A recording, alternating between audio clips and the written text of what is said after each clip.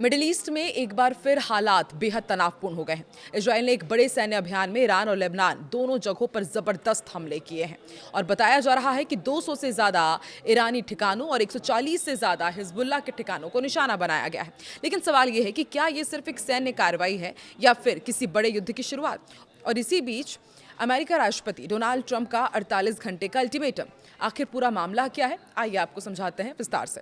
नमस्कार, मैं हूं आकांक्षा और आप देख रहे हैं न्यूज़ 18 का डिजिटल प्लेटफॉर्म। सबसे पहले बात करते हैं इजरायल के इस बड़े ऑपरेशन की। इजरायल की सेना ने दावा किया है कि उसने ईरान के अंदर IRGC यानी कि इस्लामिक रेवोल्यूशनरी गार्ड कॉर्प्स के कई महत्वपूर्ण ठिकानों को निशाना बनाया है। इन हमलों का मुख्य उद्देश्य था ईरान की मिसाइल क्षमता और एयर डिफेंस सिस्टम को कमजोर करना।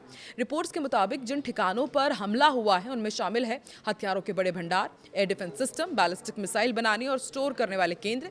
यानी साफ है कि इजरायल सीधे ईरान की सैन्य ताकत को निशाना बना रहा है। और अब बात करते हैं लेबनान की, जहां इजरायल ने हिजबुल्लाह के खिलाफ भी बड़ा ऑपरेशन चलाया है।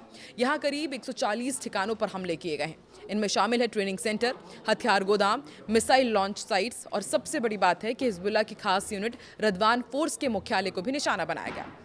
रदवान फोर्स को हिजबुल्लाह की सबसे खतरनाक और प्रशिक्षित यूनिट माना जाता है। इससे साफ है कि इजरायल सिर्फ डिफेंस नहीं बल्कि पूरी रणनीति के साथ हमला कर रहा है।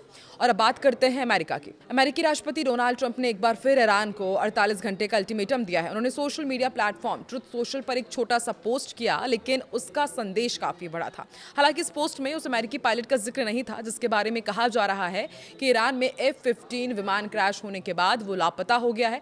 और ईरान ने इस विमान दुर्घटना की जिम्मेदारी भी ली है। ये घटना 28 फरवरी के हमलों के बाद पहली बड़ी सैन्य घटना मानी जा रही है। अब सवाल ये है कि ईरान ने इन सब पर क्या कहा है। देखिए, तो ईरान की केंद्रीय सैन्य कमान ने ट्रंप के अल्टीमेटम को पूरी तरह खारिज कर दिया है। जनरल अली अब्दुल्ला ने ट्रंप के बयान को बेबस, घबराया हुआ, असंतुलित और मूर्खतापूर्ण कदम बताया है। यानी ईरान पीछे हटने के मूड में बिल्कुल भी नहीं है और इस बयान से साफ संकेत मिलते हैं कि आने वाले समय में तनाव और भी बढ़ सकता है। अब सबसे बड़ा सवाल कि आगे क्या हो गया। क्या ये टकराव एक बड़े युद्ध में बदल सकता है?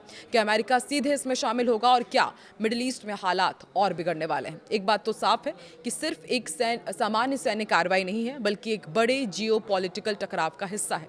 इस पूरे मामले पर आपकी क्या राय है? क्या इजरायल का ये कदम सही है और क्या इससे हालात और बिगड़ेंगे? नीचे कमेंट करके जरूर बताएं।